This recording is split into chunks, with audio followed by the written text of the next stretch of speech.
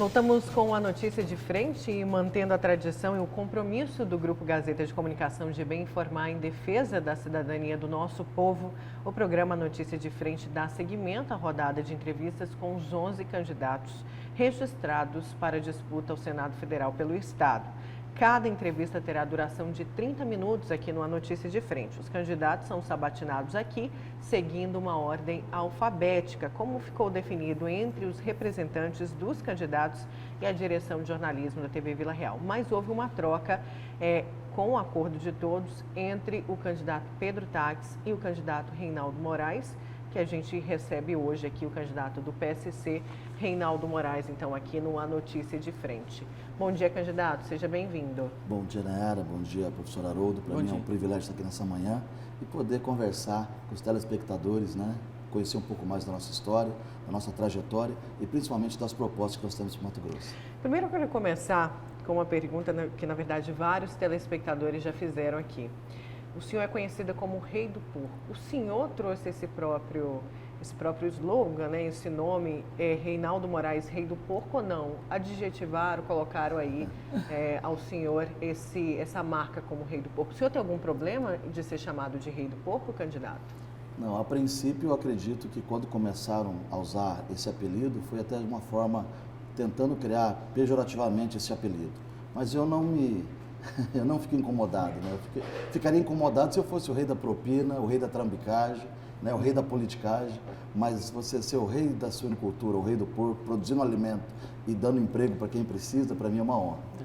Candidato, existe uma tendência mundial, isso é fato, a gente vem acompanhando a política não só nacional, mas internacional também, de pessoas famosas, de ricos, de poderosos adentrarem a política. Exemplo do Donald Trump, que acabou sendo o presidente da República, ele que é dono de uma rede vasta de hotéis, né? O João Dória, por exemplo, que é empresário bem-sucedido em São Paulo, né? O senhor é de longe, o mais rico de todos os candidatos. 3 motivos para adentrar a política. 3 motivos. Primeiro, a indignação. A indignação de você ver como a política ela acontece, não só aqui no nosso estado, no Mato Grosso, como acontece no Brasil. A maneira com que as pessoas entram na política para se servir do mandato e não para servir através do mandato. Segundo, né, eu sou um trabalhador, comecei a trabalhar com 6 anos de idade e trabalho até hoje. Graças a Deus, com muito esforço, com a possibilidade de uma educação de qualidade, me formei, tenho uma profissão e com a ajuda de Deus, né, com a bênção de Deus e a ajuda da minha família, conseguimos prosperar. Hoje o empreendedor ele é um resolvedor de problemas e nós queremos ajudar os problemas que nós temos no estado do Mato Grosso e representar o estado do Mato Grosso para que nós possamos continuar fazendo com que o Brasil possa avançar. E o terceiro é poder contribuir e servir e retribuir um pouco daquilo que eu recebi do Estado como uma educação de qualidade. Agora, candidato, o senhor, como representante do agronegócio, também o senhor acabou de falar, né, um suinocultor, por que o senhor não tem o apoio da entidade que representa a suinocultura em Mato Grosso? Porque a entidade apoia outro candidato ao Senado. O que aconteceu aí? A entidade não dá apoio a esse representante da suinocultura? O senhor chegou a conversar com eles? Com a Crismate? Eu nem sei se a Crismate está apoiando alguém, né? Até porque eu acredito que a associação em si não deveria se posicionar politicamente, né? Apesar de nós sermos do segmento, apesar de nós sermos suinocultores, eu acredito que a associação em si ela tem que ter uma isenção. As pessoas sim podem ter a liberdade de apoiar um candidato ou outro. Talvez por laços de relacionamento, se isso aconteceu, eu não tenho essa informação se eles não apoiam ou não. Vou até perguntar quando eu sair daqui. Deixa eu puxar uma fala sua que eu achei no mínimo interessante e ainda enquanto pré-candidato realmente mobilizou muita gente, chamou a atenção de muitas pessoas que leram esse artigo, essa sua fala. Você diz assim, ó, quando se ouve a palavra estrutura no meio político, compreenda como gasolina, material gráfico, cabo eleitoral, dinheiro para comprar lideranças, propostas indecorosas que nos envergonham. Teve candidato a vereador que me pediu 300 mil, partidos políticos que me pediram 3 milhões, 1,5 milhão e meio e até 5 milhões de reais. É coisa vergonhosa, isso me dá indignação, me tira do sério, dá vontade de vomitar, revelou. Pergunta, considerando um sistema completamente poluído, né, prostituído, né, certo? E essa é a palavra, certo? Que é o sistema de coalizão, de política de coalizão, como é que o senhor pretende ser senador, caso seja eleito, dentro de um sistema completamente proibido fazer a diferença? Proibido não, sujo, né? Imundo, como foi relatado aqui na sua fala, fazer realmente a diferença. Como acabar com essa política de coalizão? E só para complementar, o senhor mesmo chegou a falar que teve lideranças aí, né, que Sim. chegaram a pedir 5 milhões. 5 Isso foi milhões. denunciado pelo senhor, candidato? Eu A Justiça Eleitoral? Eu denunciei na imprensa, nós já temos denúncia, né, na Justiça Eleitoral de candidato, de líder partidário, de presidente de partido político, né, que vazou áudio, inclusive matéria de vocês aqui da Gazeta Digital, falando, né, que estava apoiando um candidato porque ele tinha uma estrutura para poder oferecer, começa buscando palavras para dizer aquilo que estava sendo proposto e no final fala assim, olha, então vamos nos reunir pessoalmente na terça-feira para nós fazermos a distribuição dos recursos financeiros dessa parceria. Então isso é indignação, isso, sabe, essa politicagem, essa velha maneira de fazer política é que faz com que a gente saia da zona de conforto, largue a empresa, largue a família, para pelo menos ter uma opção para a população, né? Esse é o desejo do nosso coração, acabar com isso. Quando nós vemos, Haroldo, hoje, os grandes programas de televisão, né, tem candidato que pode fazer uma novela no horário eleitoral, Sim. certo? Isso daí é esse arco de aliança, que nada tem a ver com proposta, nada tem a ver com ideais, mas sim com a estrutura partidária, com a estrutura financeira, para poder tentar vender uma imagem para a população e permanecer no poder. Como senador, uma das reformas mais importantes é a reforma política. Nós temos que acabar com essa questão das coligações, temos que acabar, por exemplo, com o tempo de televisão. Tem que ser, na minha opinião, tem que ser proporcional ao número de candidatos. Se a gente acabar com isso, 90% dessa trambicagem acaba, porque essas negociatas elas acontecem pensando no quê? Pensando em lideranças, mas pensando principalmente, né, no tempo que vai ter no horário eleitoral. Então, a partir do momento que você define uma reforma política, onde tem 10 candidatos e tem 10 minutos, 1 minuto para cada um, você não tem mais a moeda de troca para você estar comprando partido, comprando apoio. Então, são parte dessas reformas que nós pretendemos implantar no Senado Federal. Só para ficar claro, houve então essa denúncia que o senhor falou à imprensa, houve também junto à Justiça Eleitoral. Já tem denúncia feita na Justiça Eleitoral, inclusive noticiado nos meios de comunicação. Fica claro para nós, na sua fala... Então foi desculpa, Haroldo, Claro. a gente precisa entender, então foi o PDT que fez essa proposta, que pediu ou não? Nós tivemos diversos partidos sentados conosco na mesa e sempre a conversa, né, é essa.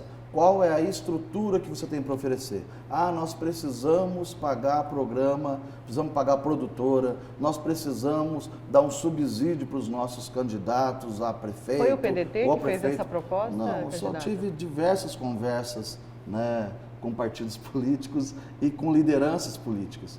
E o próprio PDT falou do Euclides, que ofereceu para ele. Então, pode ter feito essa proposta. O senhor tem para receio de falar o nome dos partidos, receio de uma retaliação?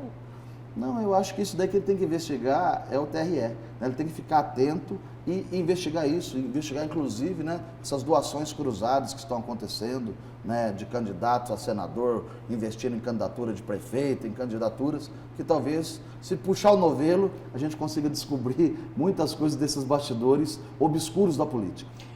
Percebe-se claramente que você quer romper, sobretudo com relação a essa questão do compadrio político, com a política de coalizão, né? Você tem um apoio importante nessa campanha, que é da ex-senadora cassada Selma Arruda, certo? Caso o senhor seja eleito senador da República, um pedido da Selma Arruda para você, né? No sentido de contratação de um profissional completamente sem competência técnica no Senado como assessor, de que forma o senhor se comportaria, né, com relação a um pedido desta natureza, considerando que ela fez uma política de coalizão com você, de apoio à sua campanha, e agora quer uma ajuda sua, enquanto senador da República, para alguém que não tem capacidade técnica para ser um bom assessor? Esse apoio da Selma é um acordo? Esse apoio da Selma é um apoio em cima de propostas, né? Ela mesmo disse, e não foi fácil de convencê-la, né, no sentido de ela se expor novamente na política, porque ela ficou muito chateada, teve sua família acaba entrando dentro desse processo, foi um processo doloroso, né, dessa questão da retirada dela do Senado.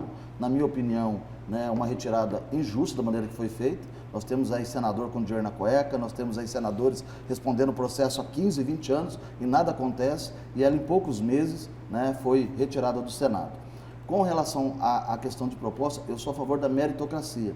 Eu tenho certeza que a juíza Selma não indicaria alguém que não tivesse competência. Eu até, se Deus permitir que nós sejamos eleitos, me sentiria muito honrado se ela pudesse nos acompanhar no Senado. Coisa então que ela... houve esse pedido de indicação por parte Nenhum, dela? nenhum, Olha, eu vou apoiar se eu puder indicar. Nenhum pedido de indicação, e muito pelo contrário. Eu a convidei, se fosse eleito, se ela me acompanharia para o Senado para me ajudar pela sua experiência na área jurídica e até a sua experiência dentro do Senado, mas ela de pronto disse que ela não gostaria, que ela quer só poder contribuir, que ela se sente responsável por quase 700 mil votos que ela teve e procurando, né, as pessoas perguntam para ela em quem poderiam votar e ela, pelos nossos princípios, pelos nossos valores e pelos nossos ideais, ela decidiu estar nos apoiando. Porque existe aqui, muito claro, duas grandes bandeiras nessas eleições. Uma é a bandeira do agronegócio, o senhor também a carrega, e a outra é a bandeira bolsonarista, que pela sua propaganda eleitoral, me parece que o senhor também carrega, e até por ter o apoio, apesar desse racha entre Selma Arruda, mas ainda tem aí essa associação à imagem do presidente Jair Bolsonaro. São duas bandeiras realmente carregadas pelo candidato Reinaldo Moraes, do agronegócio e do presidente Jair Bolsonaro, candidato? Acho que as principais bandeiras que eu carrego é de ser o senador da família, sabe? De você poder lutar por princípios e valores cristãos, sabe? De você ser a favor da vida, contra o aborto, contra a legalização de drogas, sabe? A favor daquilo que os nossos avós ensinaram para os nossos pais, que ensinaram para nós, para que nós possamos ensinar para os nossos filhos, para os nossos netos. E no combate à corrupção. A questão do agronegócio, a minha proposta é um pouco diferente do que todos defendem aí. Eu não estou aqui defendendo grupos econômicos ou grupos políticos. Eu defendo que o Estado do Mato Grosso ele possa passar por um processo de industrialização. Porque só através da industrialização é que nós vamos dar emprego para aqueles que precisam. Ao invés de nós mandarmos 3 navios de milho, um navio de soja para a China, vamos mandar um navio de carne, vamos poder industrializar e deixar um rastro de desenvolvimento. Se nós geramos 20 empregos numa fazenda produzindo milho, se nós transformarmos esse milho em ração animal e em produção, seja de peixe, de boi, de frango, de suíno, nós multiplicamos por 50, gera 1.000 empregos, 50 vezes mais. O senhor é a favor dessa industrialização também para os pequenos? Por exemplo, uma produção pequena de leite, uma produção pequena, como o senhor falou, de mandioca. É possível industrializar a agricultura familiar? O senhor tem propostas para esse segmento, candidato, ou só para os grandes? Muito pelo contrário, né? Todos os nossos empreendimentos, quando nós realizamos, nós geramos emprego para o pequeno e o médio produtor, e principalmente no interior do estado. Nós nos preocupamos tanto com a agricultura familiar, que o meu primeiro suplente é um agricultor familiar, Gilberto Catani, que é um assentado de Nova Mutum. Então nós sabemos o que fazer. Você deu o exemplo da bacia leiteira. Hoje o Mato Grosso tem condições de ser a maior bacia leiteira do Brasil, mas não tem política pública, não tem incentivo, não tem pessoas que se colocam à disposição de realizar isso. E nós podemos sim organizar a cadeia produtiva, organizar por regiões, pequenas cooperativas, trazer com que o poder público possa investir, trazendo não só subsídios, mas trazendo possibilidades de financiamentos ou de parcerias com o governo federal e o governo estadual e criar sim um grande comércio aqui, primeiro na produção de leite e depois na industrialização. Quem sabe produzir queijo, nós temos exemplo de Minas Gerais, o queijo da Serra da Canastra, que hoje é conhecido mundialmente. Ao invés de vender o queijo artesanal a 20, 30 reais, você pode vender ele a 200, a 300 reais, gastando o mesmo tanto. O senhor disse agora há pouco um ponto, algo que realmente me chamou a atenção. Eu sou o candidato da família, né? Qual é o conceito que o senhor tem de família, considerando que o senhor, enquanto senador, caso seja eleito, o senhor vai lidar com assuntos polêmicos como o casamento entre pessoas do mesmo sexo, né? Qual o seu conceito de família e de que forma o senhor vai votar um tema tão polêmico como esse? Eu sou a favor de que a nossa cultura foi formada em princípios e valores judaico-cristãos, né? O desenvolvimento do Brasil, hoje nós temos uma nação mais de 90% cristã, né? Entre católicos, evangélicos, protestantes.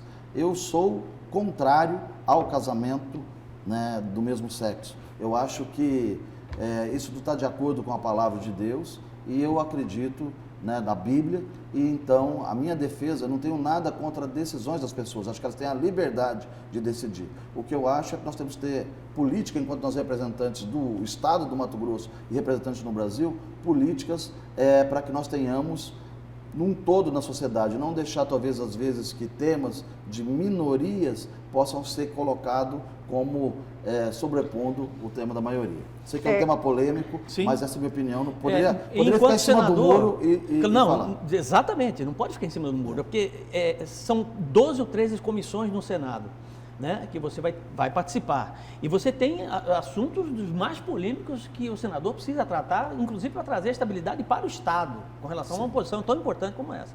Né? Candidato, o senhor falou ainda há pouco que a sua bandeira também é uma bandeira da ética, da anticorrupção. Mas o senhor tem apoio aí, eu acho que um dos maiores apoios da ex-senadora Selma Arruda, ela foi cassada. Ela foi cassada por, segundo a Justiça Eleitoral, que a reconheceu que ela cometeu um ato de corrupção, crime de caixa 2, abuso do poder econômico. Mesmo assim, o senhor quer levantar uma bandeira anticorrupção? Como o senhor se sente, então, tendo apoio? Isso não seria prejudicial para essa bandeira que o senhor quer carregar? Justamente isso que eu quero combater. Você entendeu? Quando nós pegamos o caso específico da juíza Selma, agora eu peço para quem está nos assistindo. Né? Nós não estamos falando de uma pessoa leiga, uma pessoa que não conhece leis, de uma pessoa que foi pega de surpresa. Nós estamos falando de uma advogada que exerceu por muitos anos, né, o seu trabalho como advogada, depois passou em concurso público e virou juíza. Agora, quem quer fazer caixa 2 ou quer fazer coisa ilícita, vai fazer contrato no seu nome, vai depositar dinheiro na sua conta e vai pagar a despesa com um cheque pessoal nominal? Eu acredito que não. Então o senhor está dizendo que ela é inocente e a Justiça Eleitoral errou nessa condenação? O que eu acho é que criou-se uma defesa sem você ter uma lei específica. Até hoje nós não temos uma lei específica sobre o que pode e o que não pode na pré-campanha. Então é uma área cinzenta. Alguns podem achar que é branco, outros podem achar que é preto. No caso dela, acharam que era preto e rapidamente tiraram. Agora, nós temos aí candidatos que com certeza fizeram... Então a Justiça errou, candidato? Eu acho que nesse caso ela foi injustiçada da maneira que foi conduzido o processo. Né? Tão rapidamente, sem ter um motivo tão mais evidente. Nós temos um caso aqui no próprio município. Então, né? Apesar dessa condenação, ela não é corrupta, ela não pode ser associada a essa imagem. Por uso de caixa 2 e por abuso do poder econômico, eu acho que a campanha dela, se somar tudo que ela gastou, não dá 10% de outras candidaturas. E vamos aqui, não adianta a gente querer tapar o sol com a peneira. Sim. Nós sabemos que tiveram candidaturas aqui ao Senado que gastaram milhões e milhões de reais a mais do que a candidatura da juíza Selma. Só que muitas vezes não contabilizado. É isso que nós queremos combater. O senhor está dizendo que não deixaram rastros. Ela deixou, então, rastros? Porque quis fazer as coisas certas, porque quis fazer legal. Se ela tivesse feito caixa 2 com dinheiro ilícito, pego de empreiteira, pego de amigo, né, fazendeiro, pego de então outras circunstâncias. Oi? Então ela errou.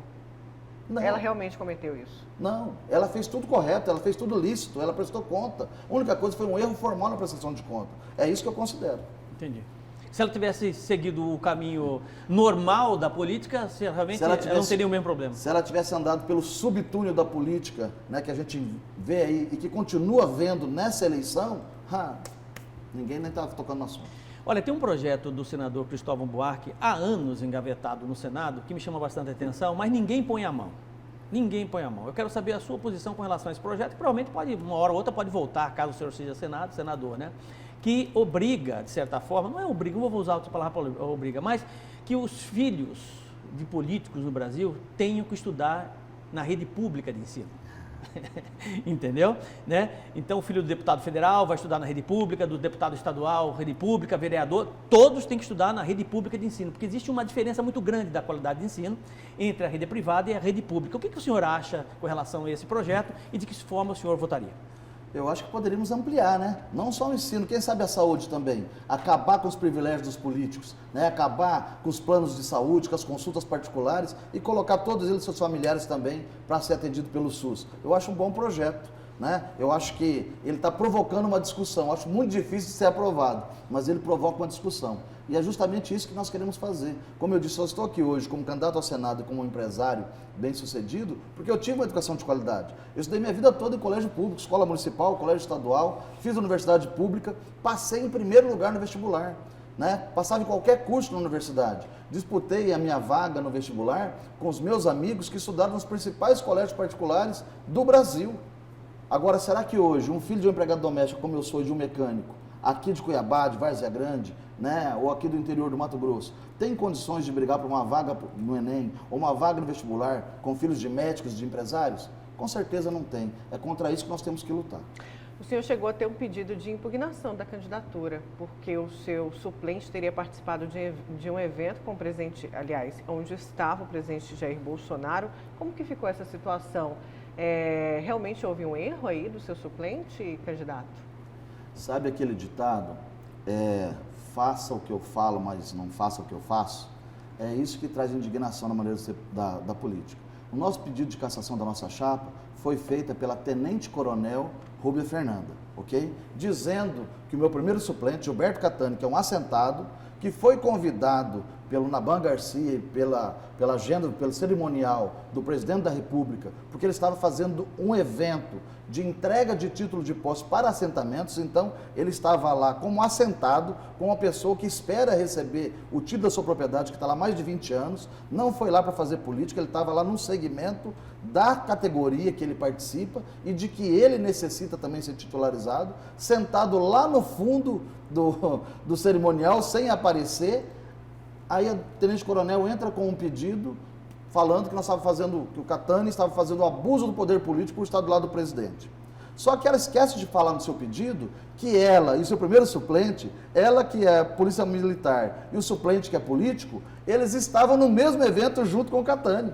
Você entendeu? E eles não são assentados, e ela sim estava andando atrás do presidente, como tem vídeos e fotos aí na internet, sentou na mesa do lado do presidente, o presidente teve que pedir para ela sair e se retirar então, ela não foi do convidada local. pelo E presidente? ela não foi convidada porque pelo presidente. Ela é a candidata do presidente ou não? Não é? Ela O senhor não acha tinha, que não é? ela não tinha o nome na lista e teve que dar uma carteirada, pedir para as pessoas lá colocarem ela para dentro, né? Agora, como uma pessoa entra numa ação na justiça, pede impugnação de uma candidatura, sem falar que ela também estava presente no mesmo evento. E o senhor denunciou isso? Oi? O senhor denunciou isso? Sim, isso está no tribunal, já demos entrada nessa ação. Na O defesa, senhor pediu impugnação da candidatura dela? nós, na nossa defesa, nós dizemos todos os fatos que estavam lá e entramos com o devido processo legal no Tribunal Regional Eleitoral.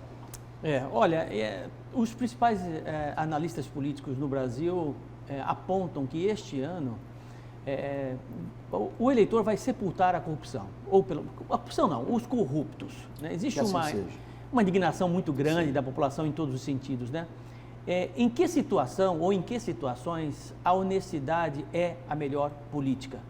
100% das situações. Não existe qualquer possibilidade de nós tomarmos qualquer decisão que não passe pelo crivo do caráter e pelo crivo da honestidade, né? Então, da meritocracia. Esses são princípios que nós não podemos abrir mão. Se nós abrirmos mão por qualquer que seja a exceção, mesmo que doa, né, na própria carne, na própria vida, na própria família, são exemplos ruins que vão ficar para a próxima geração.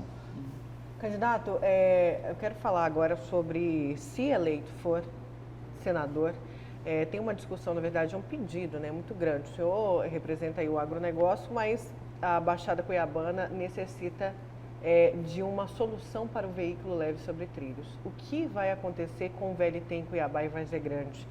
Se eleito for, o senhor é a favor da continuidade do VLT? O senhor, como senador, vai ajudar buscando recursos para que a capital e para que a região metropolitana, para que o governo do estado, enfim, junto com o governo federal, termine essa obra?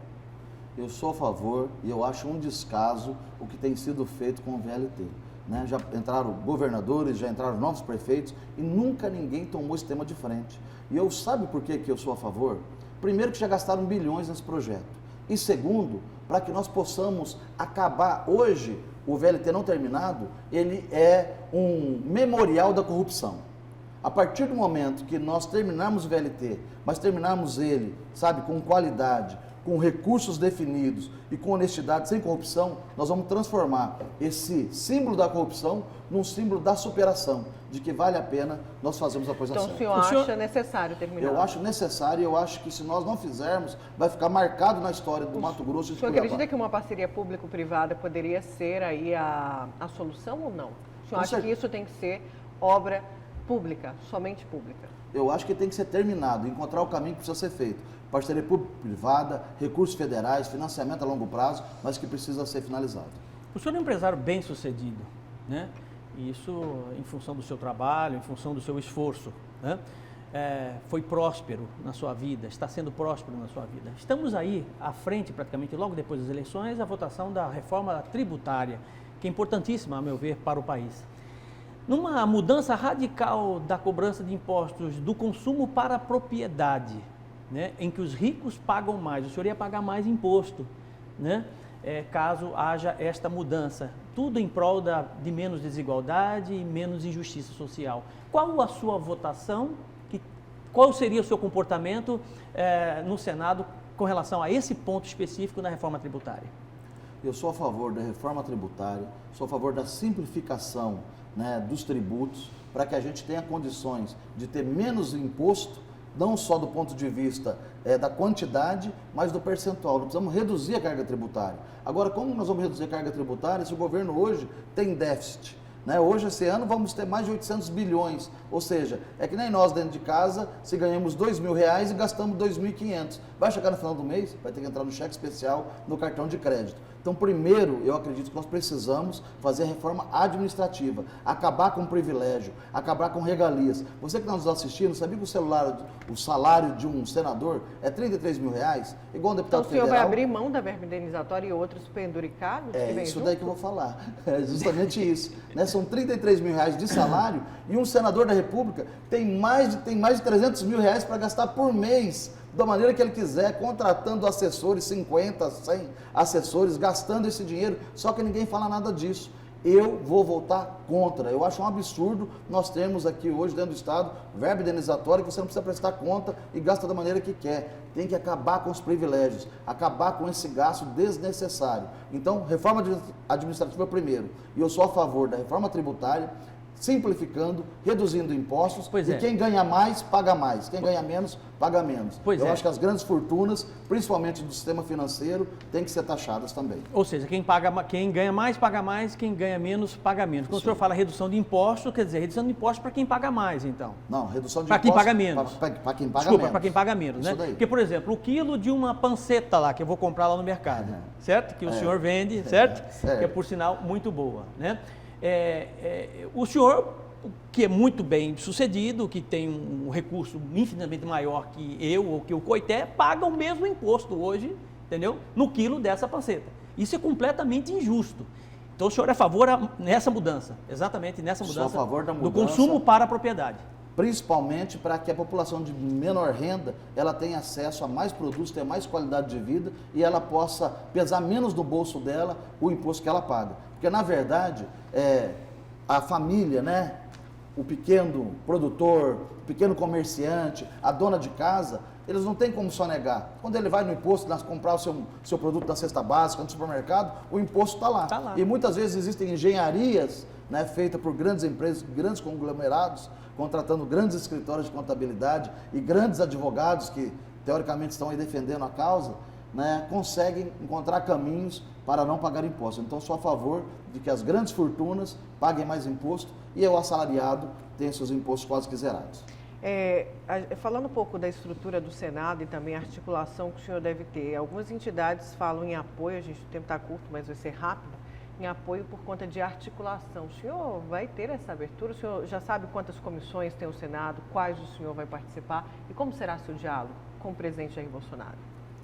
Eu conheço o Senado, conheço as comissões e eu creio que existem comissões muito importantes, principalmente porque nós vamos estar lá representando o Estado do Mato Grosso. Então, quando nós falamos uma comissão de ciência e tecnologia, nós temos que participar. Por quê? Nós temos que trazer tecnologia para o nosso agronegócio. Precisamos trazer tecnologia para essa juventude, para que eles possam ter, né, os seus dons e talentos, muitas vezes que estão aí perdidos no interior do estado e não têm oportunidade de ter o incentivo para que possa trazer inovação, para que possa trazer startup. Um exemplo, eu sou amigo do embaixador de Israel, já tive em Israel mais de 12 vezes. Nós queremos sim fazer parceria com o governo de Israel, como nós já fizemos hoje na iniciativa privada, trazendo, né, obras sociais e até eventos sem custo, para que os jovens possam participar. E nós queremos fazer com que isso ajude na industrialização do Mato Grosso e a gente consiga aumentar a quantidade de empregos para aquele jovem que precisa, para a dona de casa, para o pai de família que está desempregado, tenha uma opção de um emprego de qualidade. Candidato, tem tempo ainda? Não, acabou. Acabou? Acabou. Candidato, assim como todos os candidatos aqui no Notícias de Frente, a gente deixa 1 minuto para as considerações finais. O senhor não vai ser questionado, o senhor vai ter aí a câmera à sua disposição. Por favor, o cronômetro ali na tela, 1 minuto é seu para as suas considerações finais. Fique à vontade. Muito obrigado. Primeiro, agradecer vocês, né, pelas perguntas, pela oportunidade de participar. Gostaria de ficar aqui por muito tempo debatendo e dando a opinião, né, sem enrolação, falando a verdade, com transparência e sem ficar procurando palavras para responder as perguntas. Hoje, eu estou aqui como candidato ao Senado, meu nome é Reinaldo Moraes, sou número 200. Nós temos hoje, né, toda uma ideia de nós fazermos uma nova política, de acabar com essa politicagem, com esses candidatos que aí estão, fazendo sempre as mesmas coisas, defendendo grupos políticos, defendendo grupos empresariais. Nós não, nós queremos fazer a boa política, sabe? Aquela política que vai pensar justamente naquele que mais precisa. Empresário, pessoas que têm um poder financeiro maior, não depende do Estado. Ele paga a sua saúde, ele paga um plano privado, ele tem condições de mandar o filho estudar em qualquer lugar, mas a família é mais carente, essa sim precisa da intervenção. E nós queremos poder ajudar. Graças a Deus nós temos o apoio da juíza Selma, o apoio do vice-presidente Mourão e de muitas lideranças do Estado. Deus abençoe você, Deus abençoe sua casa, Deus abençoe a sua família. Obrigada, candidato. Obrigado, candidato. Muito obrigado. Olha, vamos seguir aqui com a notícia de frente, só lembrando que amanhã a gente vai receber aqui o candidato ao Senado pelo Solidariedade, Pedro Tax. Agora a gente vai falar da surpresa nada agradável que muitos motoristas estão tendo na hora de abastecer. Isso mesmo, gente, eu me refiro ao preço do etanol. É que nesse tempo de pandemia e preços muitas vezes abusivos, deixa o consumidor bastante descontente. Confira na reportagem. Silvia tem uma surpresa toda vez que ela ou o marido abastecem o carro. Isso porque o preço do álcool aumentou. Em alguns postos, até 40 centavos o litro. Uma semana tá um valor, aí de repente aumenta, né? E a gente não está preparado, né? Porque não é só os combustíveis, o álcool que está subindo, é o mercado, carne, tudo está aumentando, né? E quem chega para abastecer não tem jeito, reclama e reclama mesmo. O álcool comum aumentou 40 centavos de um dia para a noite, está complicado. Eu nesse carro que abasteço somente gasolina, mas para quem está no etanol e tem esse aumento de 40 centavos numa noite por dia é complicado. Mas o que será que explica esse novo aumento do combustível, principalmente do álcool? Segundo o Sindipetróleo, variações na cadeia produtiva e no valor pago para o transporte do produto influenciaram. Nós não conseguimos recuperar ainda todo o custo operacional, toda a rentabilidade do investimento. A pandemia, todos sabem, criou uma redução de mais de 60% no consumo, exatamente no início da safra, o que nos obrigou, para manter os empregos e para manter a atividade, a vender abaixo do custo. Agora está havendo uma ligeira recuperação desses preços, mas, como eu já afirmei, ainda preços de janeiro de 2020. Enquanto o preço continua alto, o jeito é se virar como pode. A gente tem que trabalhar de bicicleta, né? Tem que se virar.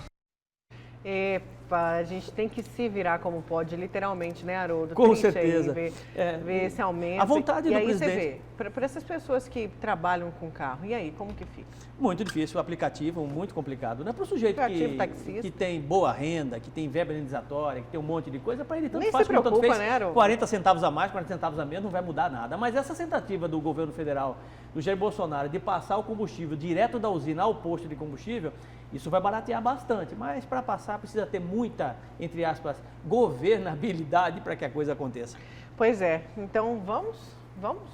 Olha só, deixa eu falar de um assunto aqui antes da gente ir, que eu preciso trazer esse alerta, tá no GD e tá também na capa do jornal A Gazeta, que é sobre o caso da gata contaminada com Covid-19, que acende aí um alerta. Mas, gente, é bom explicar isso antes que vocês saiam aí, né? Antes que a gente se depare com algumas pessoas maltratando os bichinhos ou descartando os bichos. Como a gente tem visto um vídeo aí de uma mulher Ela foi pisando contaminada pelos no vídeo. donos, né? Bom falar que até hoje não foi registrado nenhuma contaminação do animal para um homem. Não tem isso. Para o ser humano. Isso. O que aconteceu é o primeiro registro do ser humano Para o animal. Não existe ainda contaminação do animal para o homem. Então, muita atenção, tá? Não maltrate. Inclusive, seu nessa mesma animalzinho. casa tem outros pets que estão sendo analisados. O cachorro também, um cachorrinho, né? Enfim, essa é a situação. Vamos então, Haroldo. Vamos embora. Até amanhã. Até amanhã. Lembrando que amanhã é Pedro Táxi do E Solidariedade. lembrando aqui. que daqui a pouquinho, finalzinho da tarde, 17h50, Cidade Alerta. Tem Jornal do Meio-Dia, 12h10. Tchau, gente. Você fica Vambora. agora com Fala Tchau. Brasil.